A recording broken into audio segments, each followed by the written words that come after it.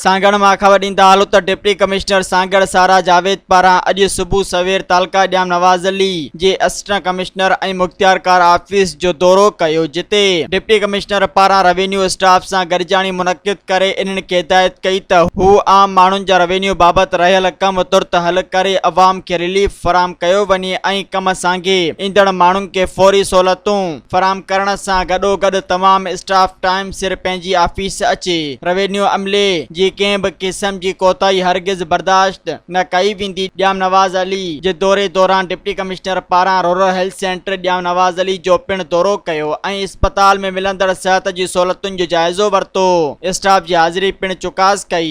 इन मौक़े ते सिहत खाते जे अमलदारनि खे हिदायत कई त सरकारी अस्पतालुनि में ईंदड़ ग़रीब अवाम खे सिहत जूं वधि खां वधि सहूलियतूं फराहम कनि ऐं अमले जी हाज़िरी खे यकीनी बणायो वञे। इन बाद deputy commissioner higher secondary school Nawabad जो दौरो करे शागिर्दनि खां सवाल पिणु कया। इन बाद स्कूल जे मुख़्तलिफ़ हिस्सनि जो दौरो कयो ऐं मयारी तालीम जे फ़रोग़ लाइ उस्तादनि ते ज़ोर भरींदे चयो त मयारी तालीम खां सवाइ तरक़ी मुमकिन नाहे। इन खां अलावा शागिर्दनि लाइ पीअण जे साफ़ पाणी जी फराहमी खे यकीनी बणायो वञे। इन मौक़े ते असिस्टेंट कमिश्नर ॼाम नवाज़ अली, दीपक कुमार, मुख्तियारकार ॼाम नवाज़ अली समेत साबिर हुसैन महर पिणु साणिस गॾु हुआ।